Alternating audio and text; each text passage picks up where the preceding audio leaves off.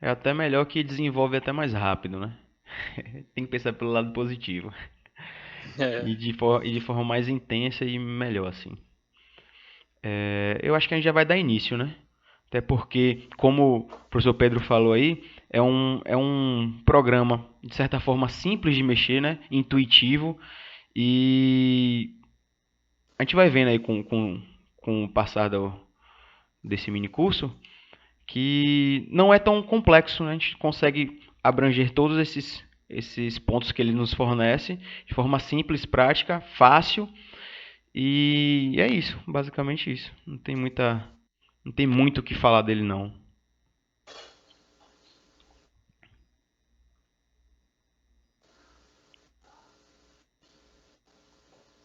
Deixa eu dar uma. Então vamos começar, né? Como eu falei, todo mundo já me conhece, né? Meu nome é André Machado e o professor Pedro Antônio, o Pedro Galvão aí, que foi convidado para nos auxiliar nesse mini curso e nos nortear, é, enquanto esse programa pode nos fornecer de assunto tanto referente à mecânica, à parte mecânica, como à parte de resistência dos materiais. Né?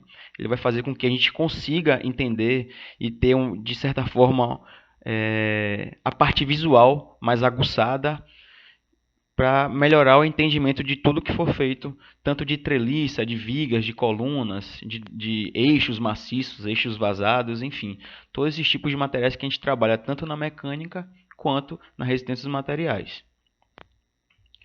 E o que é o MD Solids? Propriamente dito, ele é um programa educacional de resistência dos materiais para o estudante de engenharia civil. Porém, isso aqui, obviamente, quando a gente fala em engenharia civil, ele foi meio que desenvolvido para essa finalidade, mas todas as engenharias podem sim utilizar esse programa para desenvolver os estudos relacionados à, à resistência dos materiais. Né? Ele é composto por diversos módulos que abarcam as temáticas da flexão, torção, esforço axial. Né? Para quem não lembra, aquele esforço axial são esforços perpendiculares, né? À seção que está sendo imposta. E nós temos as tensões normais, tá ok? E as tensões. Tá todo mundo me ouvindo? tô sim. Ah, pronto. Não é isso, Estamos ouvindo. professor Pedro? Sim, isso mesmo. Pronto. Temos as tensões normais e as tensões cisalhantes. Né? Para estruturas estaticamente indeterminadas também. Treliças, nós vimos estruturas estaticamente indeterminadas. Eu acho que numa das últimas aulas que nós abordamos aqui no, na disciplina de resistência dos materiais. Treliças, propriedades de seções e análise do círculo de Mohr também. Tudo isso a gente pode desenvolver com o auxílio desse programa. Então, esse aqui é um link que eu deixei para vocês. É um link para download, né? Vocês podem clicar nesse link, eu vou disponibilizar também. A gente vai conseguir desenvolver isso. Clicando nesse link, nós vamos ser redirecionados para essa página, né? Aqui é o home da página. Então nós vamos clicar aqui no download, é bem intuitivo também, essa parte de download. Clicando em download, vai aparecer esse link aqui. Então clicando nesse link a gente consegue baixar esse programa e fazer a instalação também autoexplicativo. Se eu não me engano, o professor Pedro pode me corrigir, mas eu acho que ele fica livre para a gente poder manusear de forma gratuita, acho que durante um mês, se eu não me engano. Se não for um mês, é um pouco mais que isso. É um mês, só que se você usar esse código que ele fala, que está aí mostrando na tela, ele remove esse trial de 30 dias. Esse código aqui, né? Isso. Pronto. E ele fica indeterminado pra gente. Permanente. Exatamente. Ótimo, ótimo, ótimo.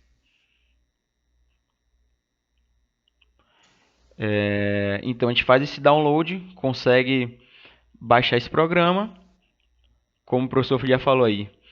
A gente consegue aplicar também, colocar esse código para não ter limitação de utilização desse programa. A gente consegue utilizar de forma indeterminada. E como também é basicamente uma introdução aqui rápida do que ele pode nos fornecer e a gente pode desenvolver com esse programa, a gente pode aplicar todas esses materiais, esses arcabouços, né, que nós estudamos de treliça, eixos maciços e eixos vazados, algumas vigas, né, colunas, enfim, todos esses esforços axiais, esforços de tensão, né, a gente pode conseguir jogá-los e aplicá-los tudo no programa. A gente consegue desenvolver e desenhar todo o, o arcabouço do material e desenvolver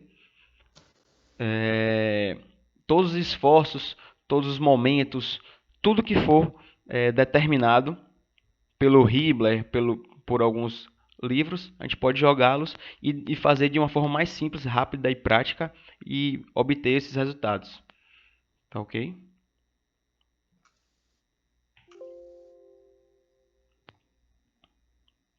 Pedrão, basicamente isso, né, Pedro? Exatamente. E a gente vai até utilizar justamente o livro do Hibbeler para nos direcionar a respeito de exercícios mesmo. Pode tacar o barco Já aí, Pedro. Isso. pronto. Vou compartilhar aqui a tela para vocês também. Isso. André, para a gente Pode falar. acessar o programa, teria como enviar o link lá para o grupo? Vou enviar sim. Eu Se tô bem que celular aqui. no grupo, eu não tô mais no grupo, né? Porque o grupo já acabou Ah, é isso aí. Então envia para mim ou para Joaci, né? Tá. A gente coloca no grupo. Deixa eu Pessoal, ver vocês se estão conseguindo ver a tela aqui do programa? tô vendo. Pronto. Eu tô vendo. Aqui eu já registrei com o código, ele mostra. Só um segundo, Pedro. Tem algum Perfeito. lugar que a gente pode abrir um bate-papo aqui dentro dessa janela? Que eu poderia enviar o link aqui, né? Então, teria, mas teria que ter mandado um convite de aceite antes do Teams. O Teams ele é bem fresco em relação a isso. Por isso que normalmente aqui o chat ele tá aqui falando que só está disponível para membros da equipe. Então é uma limitação que a gente tem aí, né? Teria que ser mandado antes para todas as pessoas para elas aceitarem o convite e fazer parte da equipe. Uma coisa um pouco mais chata. Uhum. Vocês têm meu contato aí, Luciano e Joaci? Tiverem, dá um alô pra mim no WhatsApp que eu mando aqui agora.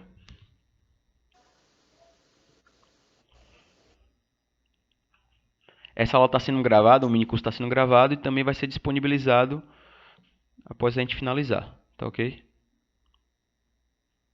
Perfeito. Então, pode dar sequência aí, professor Pedro, que Pronto. assim que eles entrarem em contato comigo, eu mando o link para eles e eles fazem um download. Pronto. Vamos Aqui na interface inicial do programa, ele já é bem intuitivo. Aqui a gente tem uma livraria de problemas, que tem alguns problemas, eu vou entrar nela para mostrar.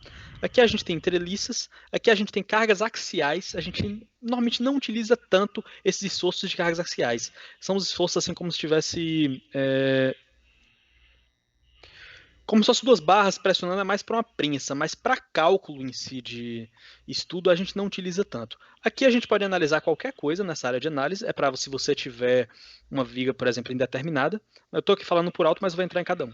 Torção, vigas determinadas, flexão, que também está dentro daqui, propriedades da seção, que está dentro daqui também, círculo de Mohr, cargas combinadas, vaso de pressão e colunas ou pilares. Então você vê que ele é bem intuitivo sobre o que você quer já atuar em relação a ele. Vamos entrar aqui na livraria de problemas. Aqui na livraria de problemas,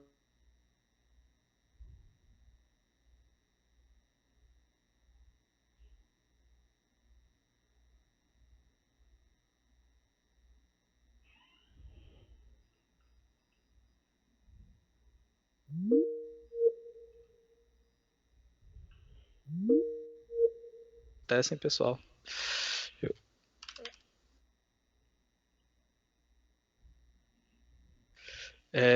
Tem esse do normal estresse, tem de membros axiais, de esforços axiais que a gente tem de horizontal, seja através de áreas específicas, Aí eu vou colocar, por exemplo, qual a carga que eu estou em cada ponto, se a carga ela está no sentido da direita ou da esquerda, e vou botar qual é o segmento, a área dela e qual é a tensão, e vou pedir para computar. E ele vai me dar os valores.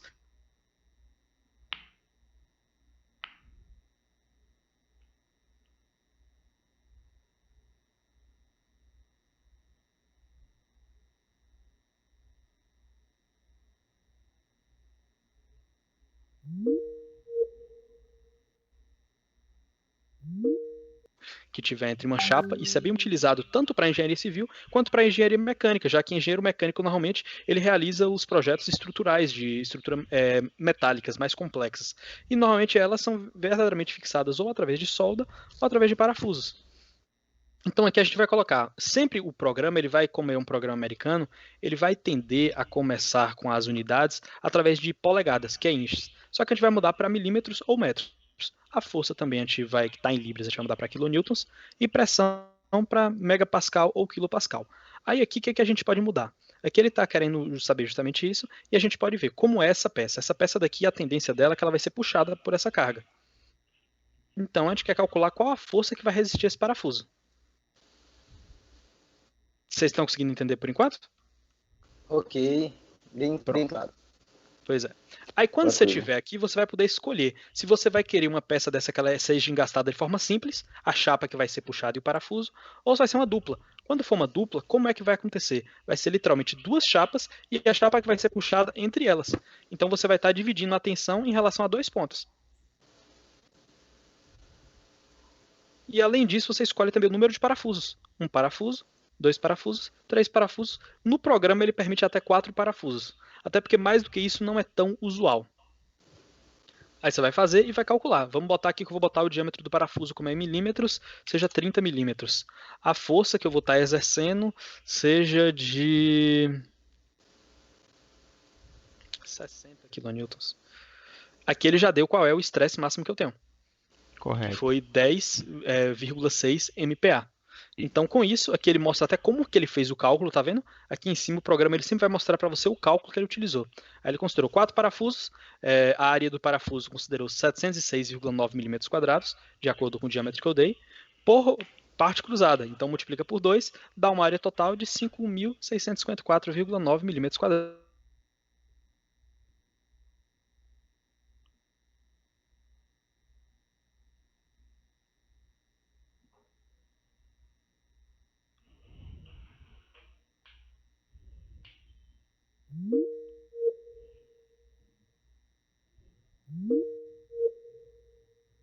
Exercíciozinho. Mas o que já facilita a parte complexa do cálculo, já que posteriormente você vai fazer uma comparação para verificar. Tem outros problemas também que ele vai fazer com base na mesma situação, só que você vai dar o estresse e vai querer saber qual é a força. Professor, interrompendo, por favor. Aí, no caso, ele fala do parafuso, mas a chapa tem uma influência tremenda e aí não diz a espessura da chapa? Boa noite justamente a todos. Porque, boa noite. Nesse caso daqui, a gente não está considerando a resistência da chapa. A gente está Ô, considerando Pedro, qual é a só um força segundo. que vai ter. Oi? Ô Paulo, tudo bem? Boa noite. Tudo bem. A gente já Quem deu é início aqui, ó, a gente já deu início ao minicurso, aí você vai acompanhando também, eu tô gravando, tá ok, Paulo? Quem tá nos ajudando hoje é o professor Pedro Galvão, e ele tá dando tá nos mostrando de uma forma mais minuciosa como é que a gente trabalha com esse programa, tá ok? Tá ok, professor. Você fica à vontade aí para prazer. perguntar, para qualquer dúvida. Abraço. Ok, prazer estar aí com vocês novamente. Pronto. Valeu, Paulo. Eu não lembro quem foi que falou essa dúvida, que eu não vi o nome, mas essa dúvida que você falou, Joaci, é totalmente pertinente. Mas nessa parte aqui, como a gente não está verificando em si, a gente não chegou aqui para calcular se a tensão é admissível ou não. A gente está aqui na parte apenas de calcular qual é a tensão que os 4 parafusos vai exercer quando puxa uma força de 60 newtons. Mas isso que você falou é totalmente necessário. Quando a gente for calcular, a gente tem que verificar a resistência da peça e a espessura dela altera completamente. Até o espaçamento entre os parafusos altera. Então, isso daí considera bastante. É porque nessa parte daqui é uma parte mais básica mesmo disso. Mas... Obrigado. Lembrando aí, Jossi, também que esse parafuso ele está sofrendo uma tensão de cisalhamento, tá ok? Por isso que ali é shear stress. Então a gente sabe que essa tensão ela está sendo de forma ela está sendo tangencial à superfície, tá ok? Ok. Tende a cortar o parafuso. Correto, isso aí. Aqui tem outra parecida, que está considerando aqui já a força normal, e aqui sim vai considerar aquilo que você falou. Você vai considerar a altura e a largura da barra, tá vendo? Aqui, por exemplo, eu vou considerar a largura da barra como milímetros, 30 milímetros. Não, aqui é a altura dela, no caso. A largura dela aqui, a altura vai ser um pouco maior, né? Botar 30 centímetros, que dá 300 milímetros. E a largura dela, vou botar 30, que equivale a 3 centímetros. Um simples e megapascal. E a força aplicada, eu vou o diâmetro do pino, do pino que eu estou colocando. Aqui nessa daqui só tem de um pino nesse tipo de exercício. Vou colocar que o diâmetro do pino ele seja 30 também, ele tem a largura da peça. E aqui a força que vai ser aplicada vai ser 30 kN também. E vou pedir para computar. Aqui ele achou qual é o estresse que eu achei da peça, que ele achou que o estresse é de 3,333 a força normal, que foi aplicada, a tensão normal, e a tensão cisalhante é equivalente a 42,441. Qual é a única coisa que falta nesse exercício em si? É saber a resistência do material. Se aqui tivesse nessa parte como colocar a resistência do material, a gente conseguiria saber se a peça ia suportar ou se não ia suportar. Porque aqui a gente já está colocando as propriedades da seção e o estudo da força. Aqui já então tem uma parte a mais do que a gente viu anteriormente, que era só o estudo da força. Tá dando para entender? Ok. Tanto que aqui ele fala ó, qual é a largura, qual é a área da seção e tudo, o estresse. Tem outras parecidas também, de como seria para um furo e de uma vigazinha.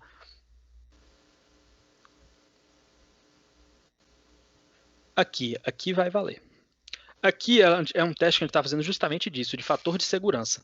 Você vê que está os mesmos valores, só que aqui eu vou considerar um limite de estresse. Aqui ele pede um estresse de limite. Para isso eu teria que ver uma tabela de materiais, certo? Eu verificaria uma tabela de materiais e, por exemplo, vamos ver que o limite de estresse fosse 2,5 do normal.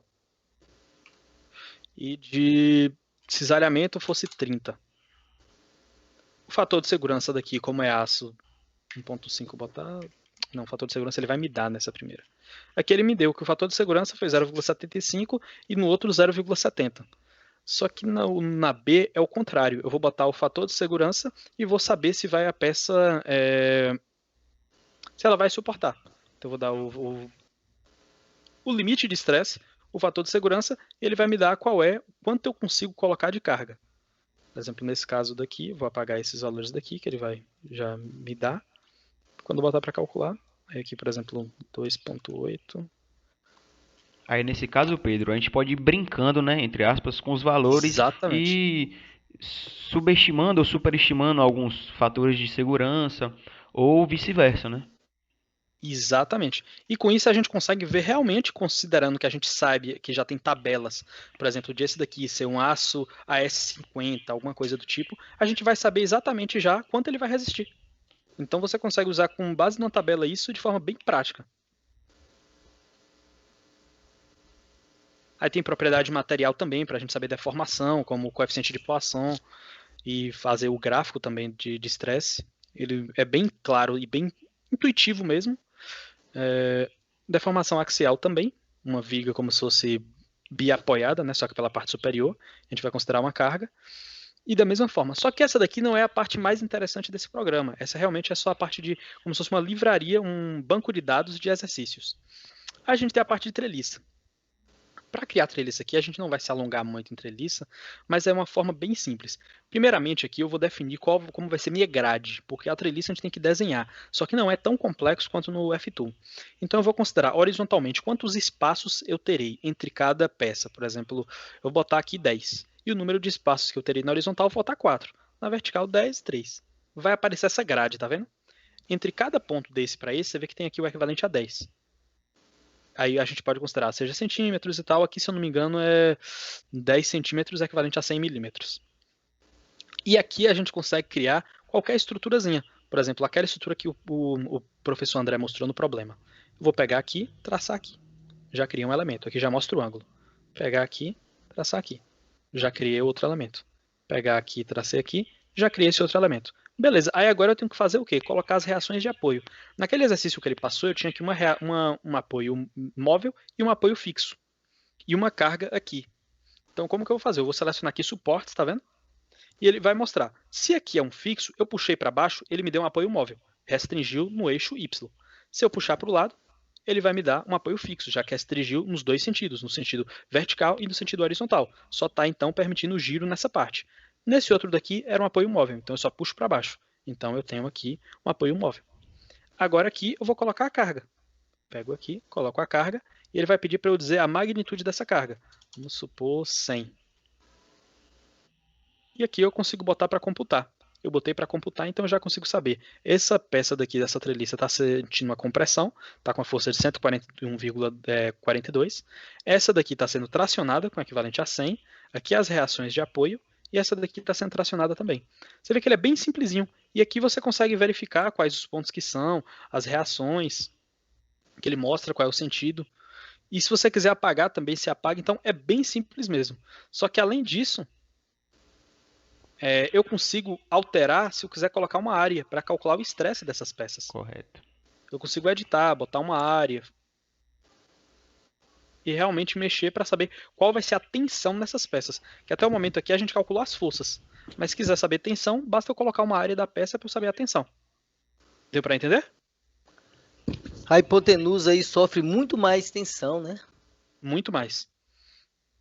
Porque a dela é de compressão. E se você pensar, faz totalmente sentido, porque eu tenho uma força daqui puxando para cima e essa força daqui empurrando. Essa peça daqui ela vai tender não só a ser comprimida, mas a tender também a sofrer uma flexão.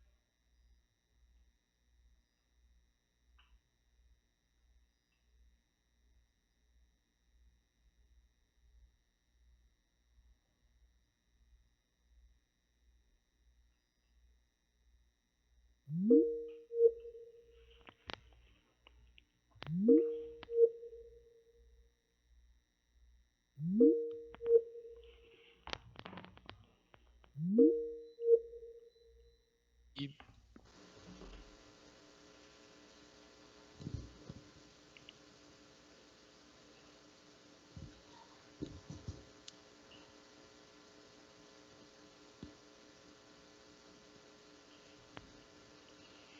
aí bota o suporte. Opa. Ô, droga, peraí. Que ele acabou virando o negócio. Dá no mesmo também. Ô Pedro, o meu acontecia direto isso comigo quando eu colocava pela segunda para colocar um suporte fixo, né? O apoio fixo, Sim. ele virava e aí eu ficava às vezes meio perdido. Isso aí. Não tem hora que É umas um, coisas é, assim é um bug do próprio programa, do talvez? programinha. Ah, Exato. ótimo. Eu acredito que seja. É. Aí aqui eu vou botar, por exemplo, uma força 300 e botar para computar. Aí você vê que aqui mostrou da treliça inteira como já funciona ela. Todos os esforços de compressão, esforços de tração. Então, você vê que é algo que é um programinha bem simplesinho de mexer. E bem A tranquilo. primeira que sofre a maior carga tomou logo uma porrada aí, né? Por causa que tem a reação de apoio logo aqui do lado. Então, a reação de apoio nesse caso é 225. Então, ela está sofrendo a força de 225 e 300. Que dá, no caso, uma de 318 de compressão. Então, é a peça mais perigosa. Isso Essa aqui mesmo. sustenta o maior peso, a maior Uhum, força. Vai segurar a maior carga. Correto. exatamente.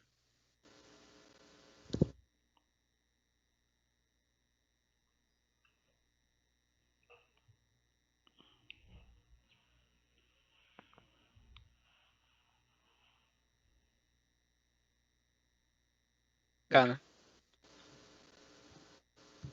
não, essa daqui não serviu pra nada, pra ser sincero. Porque ela não tá travada. Porque não está Não, presa, porque não está presa. exatamente. Agora, se eu Mas pegar se ela prender e alguma travar coisa, assim. Daqui deu uma hiperestática já. Pera aí.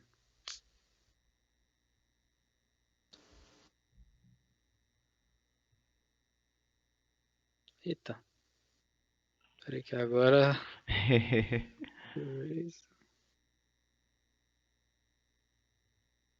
Acho que foi. Deixa eu tirar aqui também essa. Rapaz. Pronto. Agora Agora eu foi. vou botar aqui pra criar. Agora foi. Isso. Agora foi.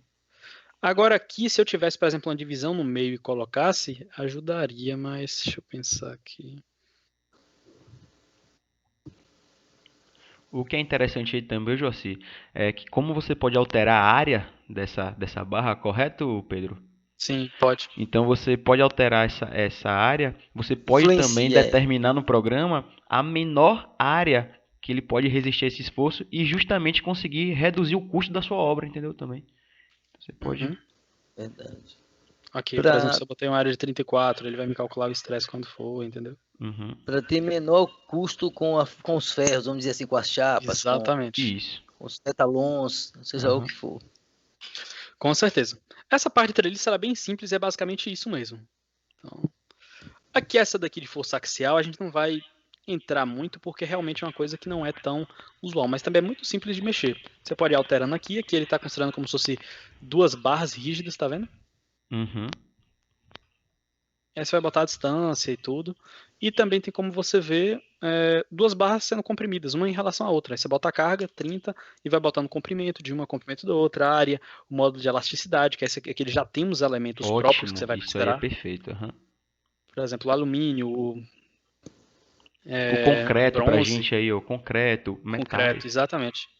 A gente vai fazer um Voltando. exercício que a gente vai considerar o concreto mesmo. Sim, Ô, pode falar? professor, voltando à treliça, não precisa voltar lá, não, mas assim, por exemplo, aí é justamente para a gente escolher também, além da questão da distância, a questão de qual o tipo de chapa, qual o tipo de metalon, Exatamente. a espessura desse material, se é chapa Exatamente. 18, chapa 16, chapa 14, né? Depende Com certeza. também disso aí para a gente escolher qual a chapa adequada para fazer.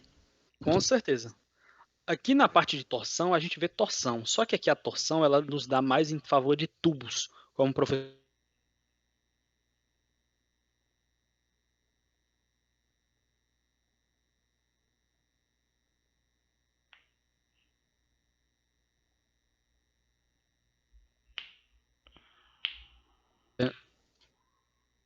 Um esforço indeterminado. E aqui eu vou considerar, por exemplo, que é duas barras, uma dentro da outra. Então, eu vou considerar o diâmetro externo, o diâmetro interno, o módulo de cisalhamento, ou seja, eu vou considerar qual elemento eu vou estar utilizando. Da peça interna, o diâmetro interno, o diâmetro externo, e vou colocar o torque externo. Eu vou botar para calcular, ele vai calcular tudo isso.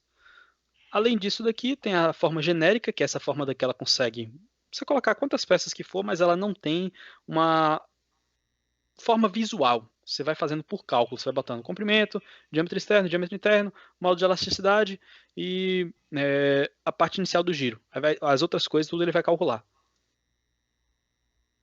E aqui vem para a parte que é realmente que é a mais utilizada por esse programa, já que é com base basicamente que todos esses livros, mesmo que vocês façam qualquer outra engenharia, o que mais a gente vê utilizando realmente é cálculo de vigazinha simples para essas duas matérias.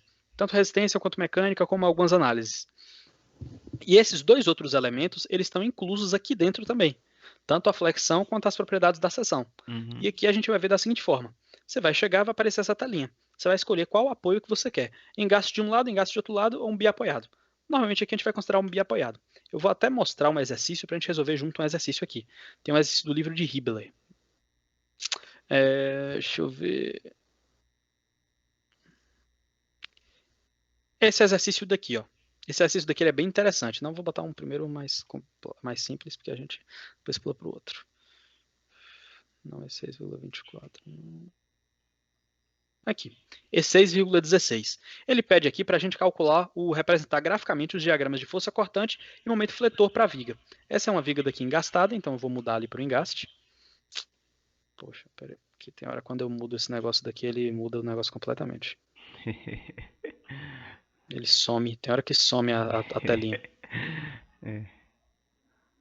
Aí aqui eu vou botar qual é o comprimento total dela, em milímetros. O comprimento total dela que ele fala é 2,5 mais 2,5 dá 5. Então, 5 metros equivale a 5.000 milímetros, correto? Correto. Então pronto, vamos entrar aqui. Aqui já entrou a vigazinha, tá vendo? Aí aqui eu já vou começar a jogar as forças. Primeiramente, aqui é o desenho da vigazinha. Primeiramente, deixa eu botar aqui, ele fala que tem uma força de 10, é uma força distribuída, então vou selecionar a símbolozinha de forma distribuída para baixo. Ela inicia no 0 e vai até 2,5 metros. Então vai até 2.500 milímetros. A carga dela, ele fala que é 10 kN por metro. Então eu escolho aqui, kN por metro. Entrei, já apareceu a força aqui, tá vendo? E já está plotando o diagrama na O hora. diagrama. Só que a gente vai ver que ele não plota só o diagrama. Vou botar outra força, aqui já é uma para cima, ela começa em 2.500 e vai até 5.000. E a força dela também é 10. Nisso, ele deu que meu diagrama de força cortante é esse, certo? E meu diagrama de momento fletor é esse. Só que o que acontece? O interessante não é só ver isso. Aí você fala, poxa, eu quero ver as reações. Você clica aqui no símbolozinho e vê, ó. Reação, como só tem uma reação a Y, é zero no caso, por causa que as duas forças estão se anulando, e o momento é de 62 kN. Aí aqui, normalmente o diagrama de momento fletor a gente utiliza numa convenção contrária. Então você aperta nesse botãozinho daqui, ele aparece na convenção que a gente normalmente utiliza. Ok? Correto. Tá dando para entender no momento? Só que o mais interessante ainda do programa é o seguinte, se a gente clicar em qualquer ponto, ele vai mostrar uma análise, por exemplo, eu clicar aqui nesse ponto daqui, ó. Aqui ele está mostrando que eu estou no X equivalente a 1,75 m. Eu clicar aqui 2 vezes, ele vai me mostrar qual é o momento fletor e a força cortante aqui, ó. O momento fletor aqui vai ser menos 17,52 e a força cortante menos 47,15. Além disso, esse programa, a utilidade dele, que o que faz ele ser bem legal, ao meu ver, é porque não só ele te dá o resultado, mas se você for observar e clicar em alguns detalhes, ele te dá a fórmula que ele utilizou. Aqui primeiro ele está mostrando como é, aí, ó, que o tipo da curva que é, e se eu clicar nesse D aqui, que é a função de descontinuidade, ele vai nos falar qual foi a fórmula que ele utilizou. Então você vai conseguir ver essa fórmula e utilizar. Aqui, por exemplo, ele falou que ele considerou 0,01 vezes x menos 2.500. Menos 0,01 vezes x vezes 5.000. E foi realmente considerando a fórmula que ele foi utilizando. Entendi. Então a gente tem como usar ele só pra... não mostra o resultado, ele destrincha, né, o caminho que ele fez para chegar até aquele Exatamente. resultado. Correto. E isso é bem bacana porque a gente consegue. Aqui no de momento a mesma coisa. Ele vai destrinchando e você vai vendo. Só que a coisa, pessoal, é que mesmo que o programa ele seja muito bom e muito simples, a gente tem que saber os conceitos de engenharia. A gente vai resolver um exercício posteriormente que vai elucidar bastante isso, ok? E aqui o que é interessante, você fala, pô, beleza, mas aqui eu tenho o cortante e o momento fletor, mas eu quero saber qual é o deslocamento dessa peça. Essa viga daqui, se eu tiver submetido a essa carga, quanto que ela vai deformar. Aí aqui a gente vai em Options, aí primeiro a gente vai mudar o design da peça. Para mudar o design, a gente aqui não tem nenhuma forma dela da seção transversal definida. A gente clica aqui em Cross Section. Aí aqui a gente pode selecionar, seja em formato I, seja em formato C, seja em formato T, isso se for uma metálica, seja em formato Z, seja uma viga dupla, um duplo I. Então a gente tem vários tipos e até padrões mesmo, como por exemplo formato W, que é os perfis que a gente encontra no mercado, e você vai selecionando aqui, ó, do tipo, ele automaticamente vai alterando todas as medidas. Nesse caso daqui, eu vou selecionar uma forma retangular.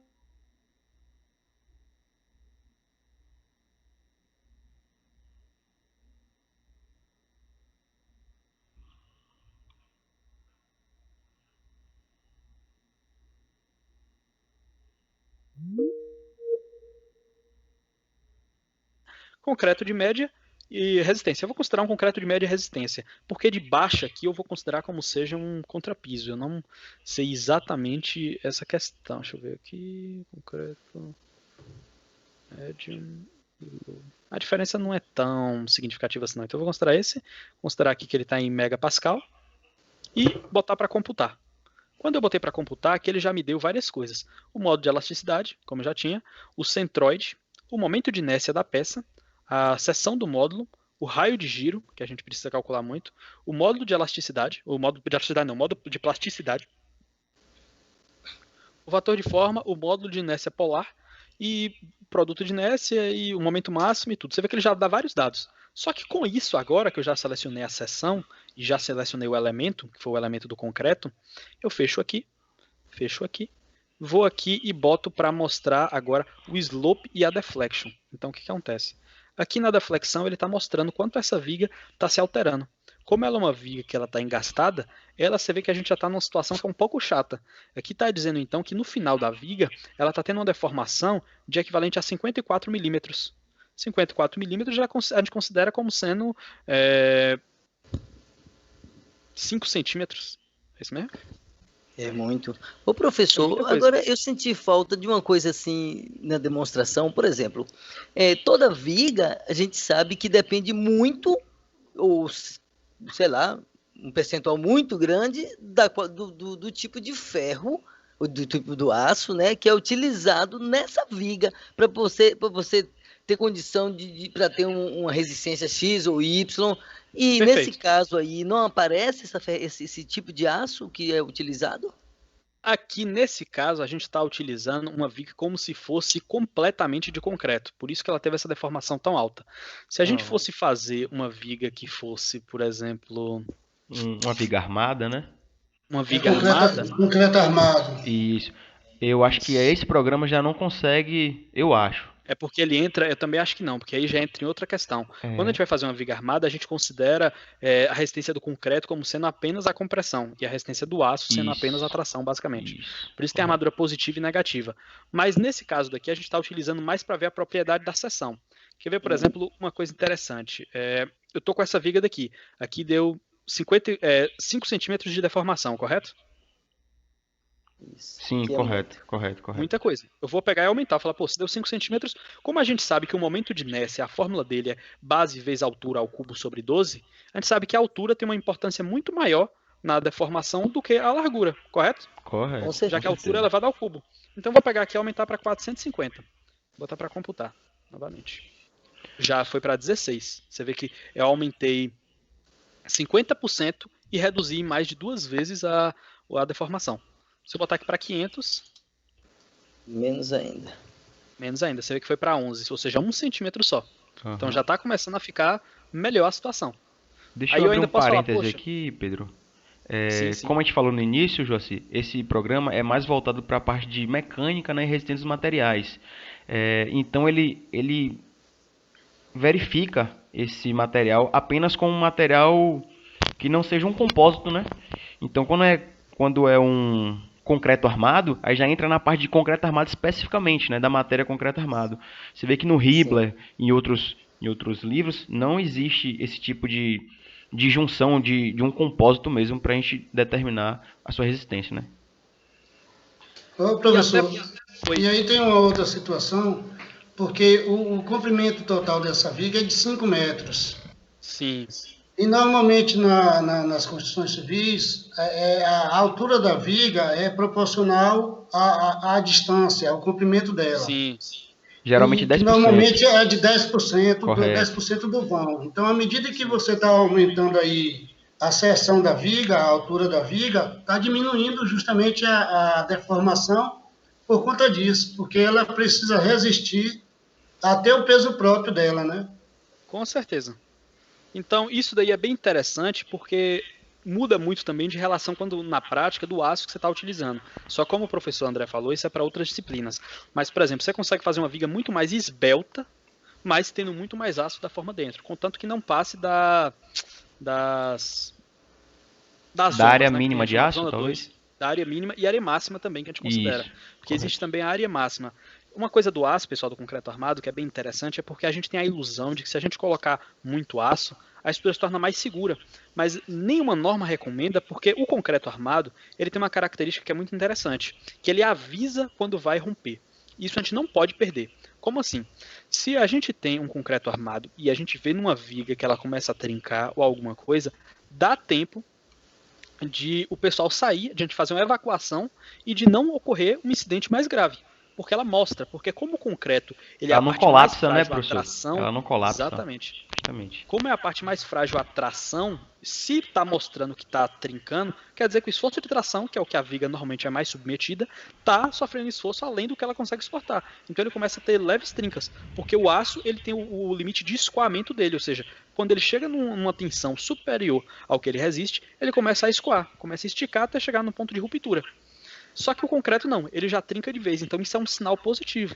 Então a gente não pode colocar aço além do limite, porque senão camuflaria. E aconteceram já edificações que do nada desabou, porque tinha mais aço que o necessário, então o concreto ele era aparentemente apenas estético, o aço rompeu e a estrutura desabou direto. Então ele se torna uma estrutura que ela já entra aí na classe 4. Quando vocês forem estudar concreto armado, vocês vão ver que existem zona 1, 2 e 3. A gente sempre constrói na zona 2 e 3. Nem na 1, que é com pouco aço, nem na 4, que é com muito aço. E qual até o pra evitar problema também de ter muito aço? Um dos problemas que pode acontecer é a não entrada dos agregados, entendeu? Quando você vai Exatamente. concretar, se você tiver muito aço, você não consegue concretar a viga. É um dos problemas também. É só para deixar claro. E outra coisa, você falando também, André, que é bem interessante, é que é bom você considerar, quando for calcular também uma estrutura, quando vocês virem posteriormente, o espaço do tamanho do diâmetro do vibrador. Porque a gente utiliza esse vibrador em obra. A gente tem que botar esse bastão vibratório para ter uma melhor. Esqueci o termo da palavra agora, mas Você o consegue... adensamento do material. Isso, Ele se adensar de forma melhor. Porque quando a gente tem um material que ele não é adensado direito, ele forma aquilo que a gente chama de bicheira, que é quando a gente desforma um pilar e a gente tem parte da cobertura exposta.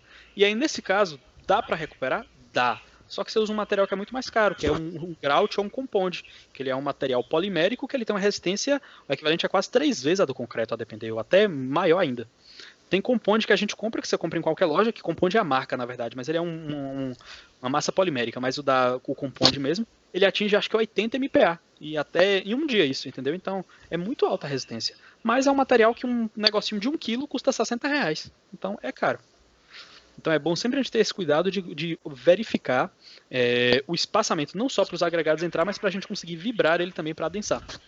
Uma coisa interessante que vocês já devem ter visto que você vibra ele até o concreto criar aquela películazinha de água em cima, porque aí já está no limite. Passou disso, ele já vai começar a sofrer a exudação, que é quando a água sobe do elemento, e aí o elemento ele não tem uma homogeneidade, então ele não vai ter uma cura ideal. Então começou a ficar brilhando em cima do concreto, já está ali vibrado o suficiente. Correto. E aí se você passar desse ponto, você começa a interferir na parte de hidratação mesmo do cimento, tá ok? Na parte toda do fator água-cimento, enfim, que vai posteriormente interferir na parte da resistência do material, independente. Exatamente. Então, pessoal, nessa parte daqui desse exercício, a gente está vendo justamente isso, como que a gente pode alterar. Por isso que é bem interessante. O princípio básico disso é você pegar, por exemplo, um palito de picolé. Tenta quebrar ele no sentido assim e tenta quebrar ele nesse sentido. Nesse sentido, como a altura vai ser muito maior, é muito mais difícil. E aqui o que a gente está vendo numa viga é exatamente isso. Então aqui a gente consegue fazer essas brincadeiras e verificar realmente como a gente vai chegar. Tá dando para entender? Ok. Agora a gente vai passar para um outro exercício. Esse outro exercício vocês vão perceber porque todo programa, por melhor que ele seja, ele tem algumas limitações. E a gente tem que aprender a contornar essas limitações. O exercício que a gente vai ver aqui agora é esse 6,24. Certo? A gente vai alterar ele aqui, vai botar uma nova viga.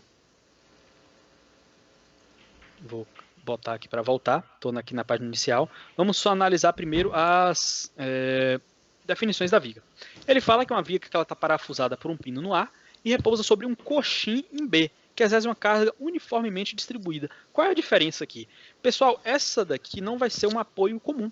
Ele vai ser um apoio simples, mas ele não vai ter uma carga concentrada como os apoios comuns têm. Ele tem uma carga distribuída. Isso é muito usado, principalmente em pontes. Em tabuleiros de ponte, a gente utiliza um material que é um neoprene entre as placas da ponte para ele justamente amortecer o peso e o impacto dos carros passando por cima. Então, isso é algo... Aquelas juntas de dilatação, professor? Isso. Nas juntas de dilatação de ponte, a gente tem literalmente onde o tabuleiro se apoia sobre o pilar ou então sobre a outra parte do tabuleiro. É como se fosse um... Deixa eu fazer um desenho aqui, vai ficar medonho porque eu estou sem a mesa instalada aqui. Mas é como se fosse assim. Tá aqui e vem outra peça daqui por cima e apoia assim. Certo? Correto. Aqui as duas peças, no caso, de uma ponte, como se fosse um tabuleiro de uma ponte. Esse material interno daqui, normalmente ele é esse neoprene. Ok.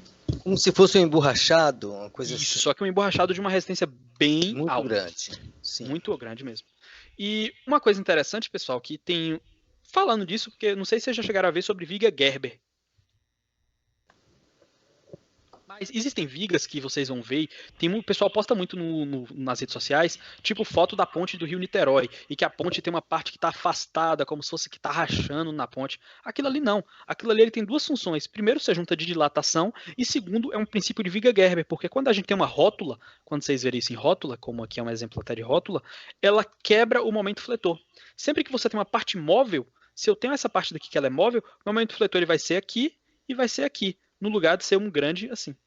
Entendeu? Então você reduz o momento fletor máximo na seção. Além de facilitar no processo construtivo também, porque você não precisa construir de uma vez só. Então tem utilidade aquilo ali. Muita gente vai falando, a viga a ponte está quebrando, está com uma grande rachadura. Ali não é rachadura, ali é proposital. Na maioria dos casos, né? Só que vamos continuar no exercício. É na maioria dos casos, porque tem casos no Brasil que só até Deus duvida. Mas nesse caso, então, a gente vai ter essa força distribuída. Só que no programa, a gente não tem como botar um apoio distribuído. Então, o que a gente vai fazer? Aqui a gente vai partir do seguinte pressuposto. Eu vou ter isso distribuído, ok. Mas se eu tenho o equivalente a distribuído aqui, o interessante, se uma distribuída, eu consigo considerar como se fosse uma concentrada aqui no meio, correto? Toda carga distribuída a gente não pode substituir por uma concentrada no meio da área de atuação dela? Pois é. Eu vou considerar aqui. Então, eu vou considerar aqui como o apoio B sendo aqui. E vou jogar lá. Isso não vai ser a parte final, mas vai ser o meio do cálculo para a gente calcular. Senão a gente não teria como calcular essa viga.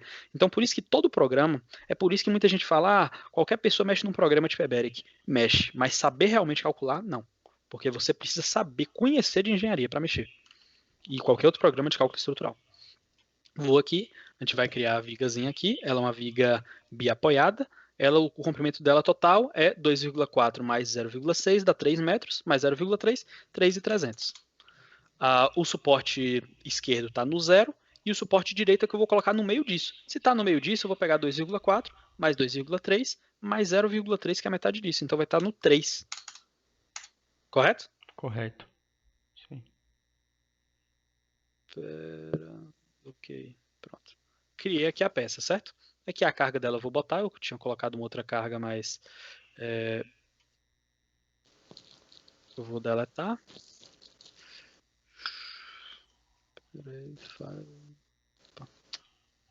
Beleza, aqui a carga que eu tenho, ela vai começar no 0,3, então vai ser no 300 e vai até o 2,400. E a magnitude dela é de 30 kN por metro. Cadê? Eu quero pegar aqui a 1. Ela tá. Deleta essa, pronto. Beleza. Aqui eu tenho dessa forma. Só que o que acontece? Essa não é a viga em si que eu quero ainda, porque essa carga daqui ele falou que é distribuída. No momento está considerado concentrado, certo? Mas se eu ver aqui o valor das reações, ele vai me dar. Peraí que tem alguma coisa. 32,300. Tá no meio do apoio. 3 metros. Certo.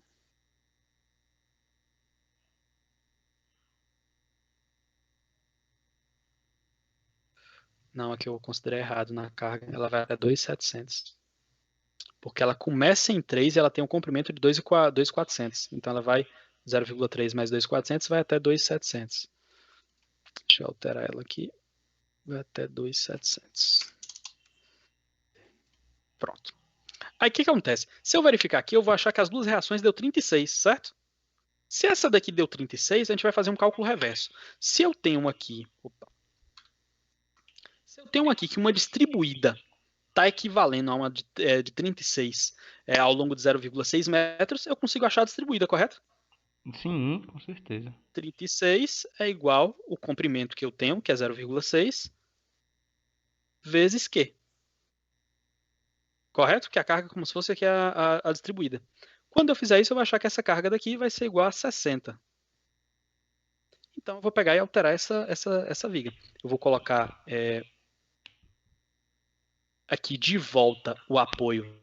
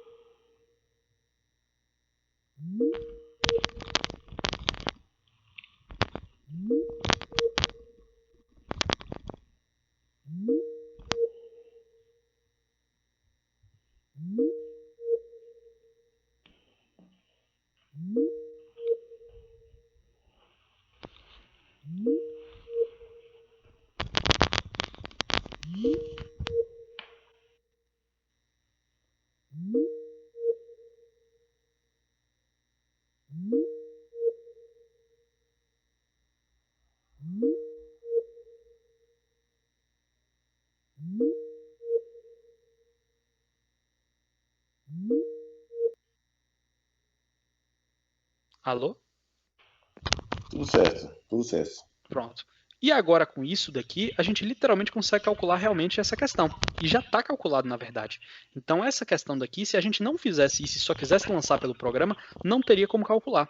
Isso é uma prova realmente que, apesar do programa ele ser bom e ele ser simples, a gente precisa realmente conhecer os princípios da engenharia.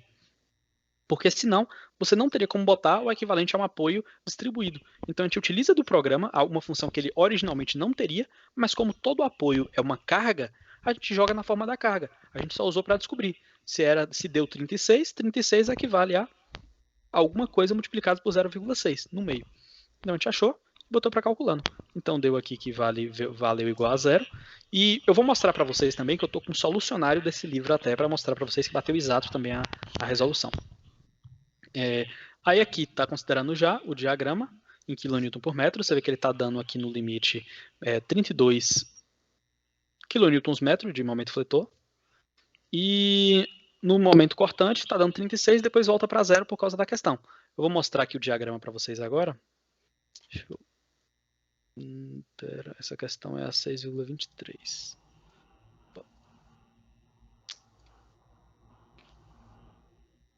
6,23. Mas vocês estão conseguindo entender o que foi feito? Sim, com certeza.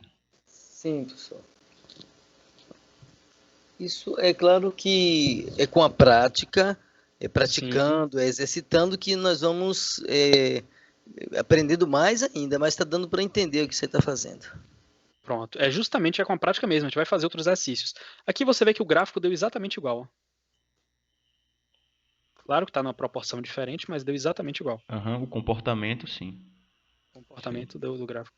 E aqui é a mesma coisa, só que está invertido o gráfico, né? Aqui, se eu quiser mudar, pronto. Então, realmente essa é a forma de resolução. E aqui, se eu quisesse, eu conseguiria fazer o mesmo... verificar a mesma questão de quanto essa viga estaria deformando. Para isso, eu botaria aqui, por exemplo... É que eu vou botar diferente. Vou botar uma viga I. Aqui eu vou selecionar aqui como sendo 400. Aqui 100. Aqui 450. Não, 450 não. A largura dela vai ser 100 também. E aqui 450 milímetros. Computar. Vou botar o modo de elasticidade. Vou botar aqui um aço. Botar um aço estrutural. A36. Pronto. Ah, sim. Uma coisa interessante aqui, pessoal. Peraí, deixa eu ver se dá para fazer aqui retângulo. Pronto.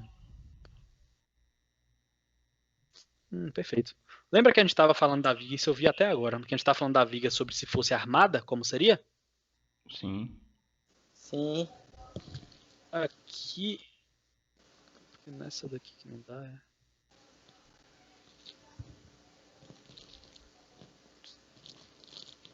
Aqui. Se for numa caixa assim, dá, mas no retângulo não dá. Mas vou botar nessa de mesmo. Se tivesse outro material aqui, você poderia botar como material composto. Você poderia botar um como concreto e outro como bronze. Exatamente. E aí você conseguiria mudar a área desse elemento clicando com o botão direito. Escolher qual é qual. Por exemplo, aqui vai ser concreto, aqui aço e já aqui desse jeito. Entendeu? Entendi. Mas não dá para inserir um material no outro, não, né? Não dá como parafuso. Eu não tô achando. Entendi. Você pode fazer uma estrutura com dois tipos de materiais. Ok. Exatamente. Mas não tem porquê. Mas calculando separadamente, no caso. Correto. Ele faz. Exatamente. Aí que eu vou botar, por exemplo, uma estrutura. Uma dessa. Não tinha botado. Cadê a que eu tinha botado? Eu vou botar, só que eu vou botar um elemento só mesmo.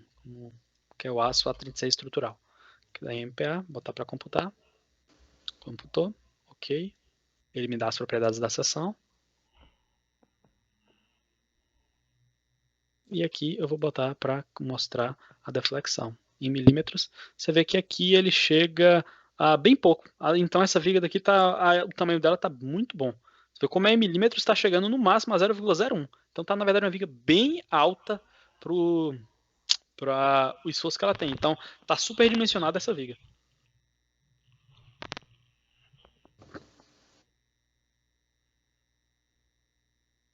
Conseguiram compreender? Sim, sim.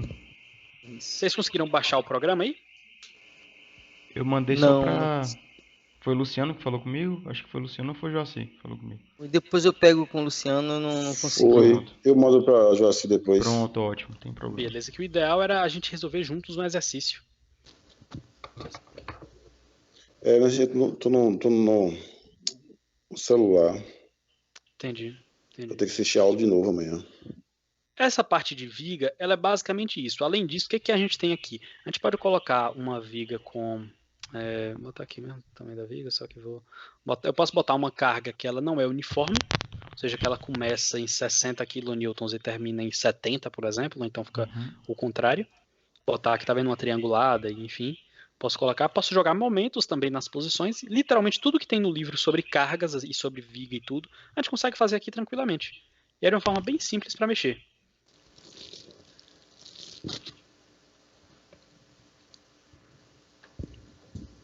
Aqui eu escolho o produto e mudo o sinal, se eu quiser, por exemplo, eu quero considerar que plot para cima a convenção de sinal. Cada um usa uma convenção de sinal, a gente tem como alterar também. Verificar o estresse que tá. E agora a gente vai para outra parte do programa e depois eu vou abrir para dúvidas de vocês. Dá para a gente mexer. Outra parte interessante que a gente vai mexer é sobre o círculo de Moore. O professor comentou que vocês já tinham até trabalhado com o círculo de Moore, correto? Sim. Eu vou pular aqui já para uns exercícios para a gente ver. Primeiramente, para mexer no círculo de Moore, o programa ele é bem simples. Ele não vai dar a fórmula para você, mas ele é bem simples mesmo. Eu vou primeiro mostrar um exercício inicial, que é o 9,4 aqui. Ô, pessoal, perdão, eu precisei me ausentar por alguns minutos aqui. Chegou uma pessoa, eu precisei ir à portaria aqui para atender. Sem problema. Tranquilo, Paulo. É ruim para mim que eu já peguei as coisas pela metade. Mas tá gravando, tá gravando. Beleza. Depois ela vai disponibilizar no AVA, professor? Vou sim. Eu subo lá no YouTube e coloco o link no AVA. Tá bem, obrigado. Aqui a gente tem os problemas. Esse primeiro problema daqui, ele fala que tem um plano inclinado AB e pede para você resolver o método. Aqui nesse exercício ele pediu para resolver pelo método do equilíbrio. Mas lá na frente, no outro, ele pede para resolver pelo círculo de Moore. A gente vai resolver pelo círculo de Moore. Depois eu vou mostrar a resolução. Cisalhamento, né, professor? Como? Cisalhamento que está calculando aí? Aqui a gente está calculando as seções da tensão, a tensão média através do círculo de Moore mesmo. É a tensão de cisalhamento mesmo. Não é isso? Exatamente. Aqui o que a gente faz? O programa ele já é bem intuitivo nessa área. Primeiramente, ele está falando aqui da direção X. Direção X é essa direção daqui. Ele está perguntando se está sendo comprimido ou se está sendo tracionado. Nesse caso daqui, a gente sabe que está sendo comprimido. Tem duas forças tentando comprimir a peça. Então, eu vou botar aqui compressão, eu vou botar 650. Só como é 650 kPa e não megapascal, e aqui está considerando eu vou botar kPa mesmo, 650 aqui. 650. Já o estresse normal, ele é de 400 e ele está afastando do bloco, certo? Então ele é de uma tensão. Aqui a gente não tem mostrando o cisalhamento, a gente não tem aquelas duas setinhas mostrando aqui. Então no momento a gente vai considerar que não tem. Só que aqui ele fala que tem esse ângulo aqui que é 60 graus. Só que não é esse ângulo que a gente vai botar aqui no problema. Se a gente for observar aqui no livro mesmo, ele fala que quando a gente tem ângulos desse tipo, a gente tem que pegar 90 e subtrair dele para achar realmente um ângulo de cálculo aqui. Ó. Eu tenho esse ângulo θzinho, aí ele vai pegar aqui, mostrar que θ mais 90 que é o ângulo que eu quero. Então o ângulo que eu quero igual 90 menos o outro ângulo. 60, isso aí. Exatamente, menos 60 nesse caso. Então aqui vai ser equivalente a 30. Então aqui eu vou pegar e botar 30 graus. Ok? Esse ângulo de cima, no caso, então, professor, não é isso? Como? No caso, esse ângulo de cima, não é? Isso, esse ângulo daqui, ó. Esse ângulo daqui que ele quer. Que nesse caso daqui, 90 menos os 60 dá 30 graus. Então eu botei os 30 graus. Deixa eu voltar lá para o exercício. Eu acho que... Que problema, 9,4. Eu acho que o que o Paulo falou Eu acho que o que o Paulo Oi? falou foi o ângulo oposto daquele ângulo de 60, né? Para fechar É 90. Exatamente, Para exatamente. fechar 90 graus. É isso mesmo. É o ângulo que completa o arco com ele. E Repete. aqui a gente já tem basicamente todos os resultados que a gente precisa. Tá A gente tem, se a gente quiser saber o momento máximo de estresse, o centro do círculo de Moore aqui, ó. O centro do círculo de Moore deu menos 125 kPa, massa. O raio, 525 kPa. A tensão, no caso 1, que é a tensão de estresse, deu 400, a outra menos 650. Além disso, aqui ele vem mostrando quais são as tensões normais no outro plano que gerou. Essa é 387,5 de compressão e a de tração 137,5 de tração. E aqui a de cisalhamento, que tem já como era um plano que ele estava inclinado, deu de 454,7 no sentido, quando fala que CCW, quer dizer counterclockwise, ou seja, no sentido contrário ao sentido horário, no sentido contra-horário. E a gente vê isso porque realmente vendo as setas aqui que estão no eixo X, no sentido X, tá essa para lá, essa para cá, tende a girar a peça nesse sentido, que é no sentido anti-horário. A gente vai ver que isso bate exatamente com a resposta também que tem no problema. O problema daqui, se a gente for observar qual é o nome desse problema, é o 9,4.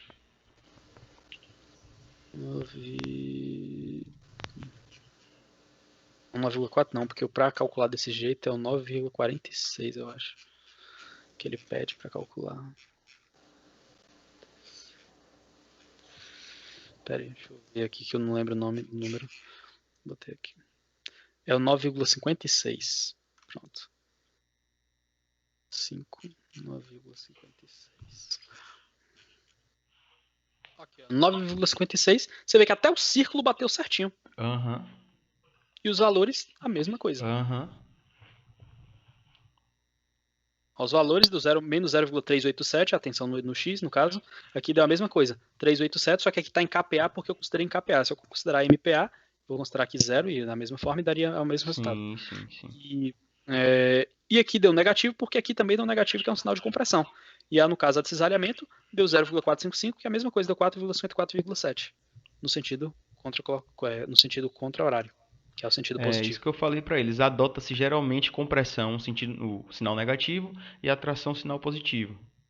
Exatamente. Geralmente adota. Assim como normalmente a gente considera o sentido anti-horário como sentido positivo. Correto, no momento. Isso aí. Exatamente. Então você vê que bateu certinho com o exercício, pessoal. Então é bem simples. E você vê que você consegue ver aqui, se você achar que tem alguma coisa errada, você consegue ver pelo formato que está mostrando aqui em cima, tá vendo? Uhum. Ele está mostrando. Então é um programa realmente muito simples. E ele tem como mostrar que você pode botar o máximo e mínimo, ele mostra os outros gráficozinhos que são de plotagem, da tensão máxima e tudo. É bem legal. Vou Isso mostrar pode outro facilitar, por exemplo, até nas provas que a gente coloca para vocês fazerem em home office, vocês podem conferir os resultados justamente com esse MD Solids. É até uma dica.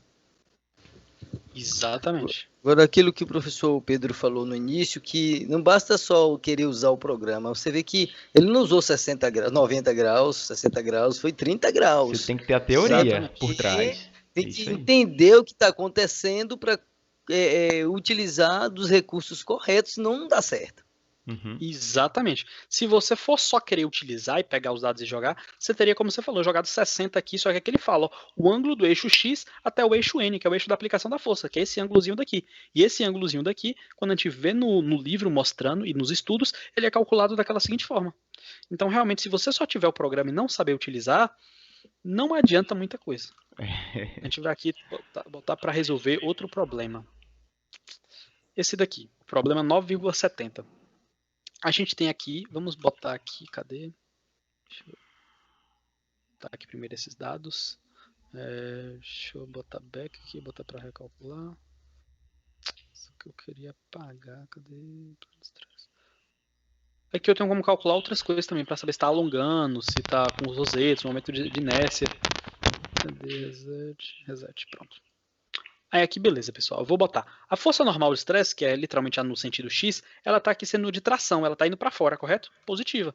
Então eu vou botar aqui tensão e ela está valendo 350 MPa. Lembrando como ele vem sempre em PSI, que é a medida de pressão, a gente vai botar MPa. No direção Y ela está comprimindo de 200, então eu vou marcar compressão, marcar 200. Essa daqui, ele está perguntando se é no sentido horário ou no sentido anti-horário. No sentido.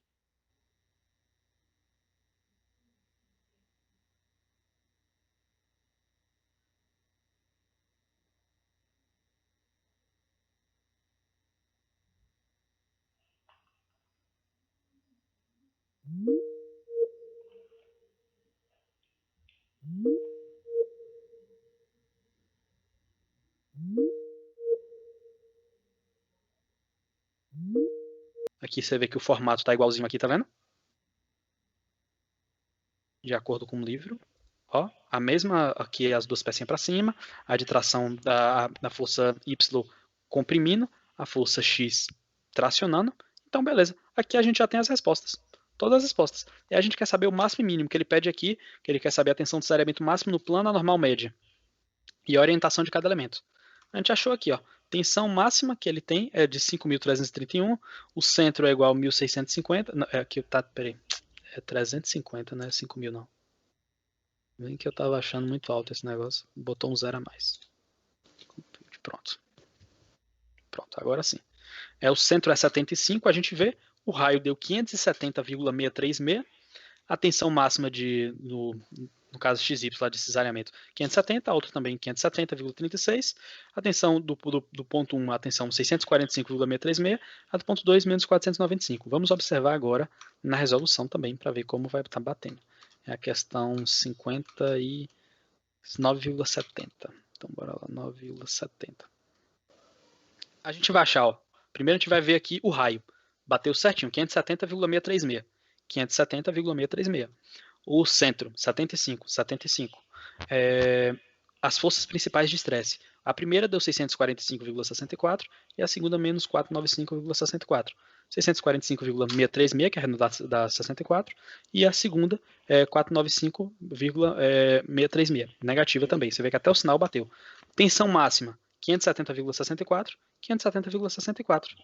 A tensão média deu 75, que ela é equivalente à tensão do centro. Sim. E ainda deu o sinal que está utilizando, por exemplo, do grau, no sentido horário 14,45.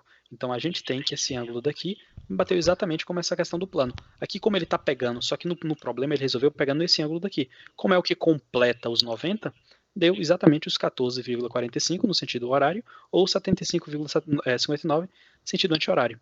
E o outro ângulo daqui, 30 graus,595. Exatamente aqui, 30 graus,595. Até o desenho você vê que bateu certinho. Uhum. Então você vê que é algo bem tranquilo mesmo. Eu estava até comentando com o André, eu falei, olha André, o programa é tão simples, dá para você aprender realmente muito rápido, porque ele é totalmente intuitivo. Ele não tem realmente segredo. É um programa que na época da minha graduação me ajudou demais. Nossa, para resolver esse exercício do Hibbeler, eu usava demais ele para aprender mesmo. Como na época era prova presencial, eu não podia usar ele na prova. Tinha colegas que usavam através de um celular, que tem semelhante, mas eu não chegava a fazer isso não. Mas tinha... Rapaz, tem uns caras, velho. Tem uns livros. Os caras, abriu o livro, os caras levavam livro. Não sei se vocês já viram um livro de química que é chamado de Atkins, Peter Atkins. O livro é gigante, velho, gigante. Os caras pegavam o livro e abriam assim no meio da prova, velho. Sabe qual é o nome disso? Desespero. Não, tem aluno que é ninja, professor. E aí Esse cara é ninja mesmo. Mas para estudar esses programas, pessoal, é que nem um programa que tem para cálculo, que é um programa que chama Wolfram Alpha. Não sei se vocês já viram, é um site, tem um programa também. Já ouvi mas falar. para cálculo integral, ele é muito bom. Ele mostra passo a passo de como você resolver uma integral. Só que você não tem como utilizar ele na prova. Mas para você estudar é fantástico, porque você consegue saber o que você está errando ou não. Você consegue saber os passos, entendeu? Então é algo muito bom, você consegue fazer seus próprios exercícios. Então eu aconselho de verdade vocês a utilizar. E não só para exercício, porque na vida prática, a gente, por exemplo, tem um Eberic, ele calcula uma estrutura completa. Mas vai chegar um ponto que a gente pode pegar uma estrutura como aquela que eu mostrei do neoprene. Então é muito mais difícil você calcular aquilo no Eberic. Então você pega a viga isolada e calcula. Ou então quando você tem um caso mais complexo, vai fazer um pré-cálculo, como você falou mesmo, que normalmente a gente considera a altura da viga como 10% do comprimento. Perfeito. Normalmente, realmente, a gente considera isso. Então, para você fazer um pré-cálculo, você não vai fazer um cálculo estrutural completo, sendo que você não sabe se o cliente ele vai querer fechar com você. Então, você faz um pré-cálculo, você olha assim, por alto, começa a verificar, por exemplo, se ele falar de estrutura. Tu fala, rapaz, eu acho que quanto? Tu começa a verificar pelos comprimentos, verificar a altura, joga num programinha desse rapidinho, você consegue saber o esforço. Com o esforço, você consegue estimar o aço aproximado, através de porcentagem, e você consegue dar para ele um valor aproximado. Fala, olha, você dá um valor com um valor mais alto, né, um pouco mais alto, porque o que for menor, ele vai achar que você está economizando, isso é bom. Mas você fala, ó, o pré-orçamento daqui dá que você vai gastar no máximo 20 mil de aço. De estrutura. Aí beleza, tipo assim, e isso fora é interessante. Que isso você está superestimando isso. Fora que você ainda pode reduzir o custo durante a obra e ainda deixar quem te contratou feliz, né? Exatamente. Então, isso é uma coisa que eu aprendi na prática. Prazo e orçamento é sempre bom de botar um pouquinho mais. Sim, Porque sim. senão dá frustração, velho. Porque se você chegar pro cara e falar que a obra dele vai. Você sabe que vai demorar um mês, mas tu falou 3 e tu fizer em um, o cara vai sair super satisfeito. Agora, se tu falar que é em 3 meses e a obra demorar 4, o cara fica chateado. É.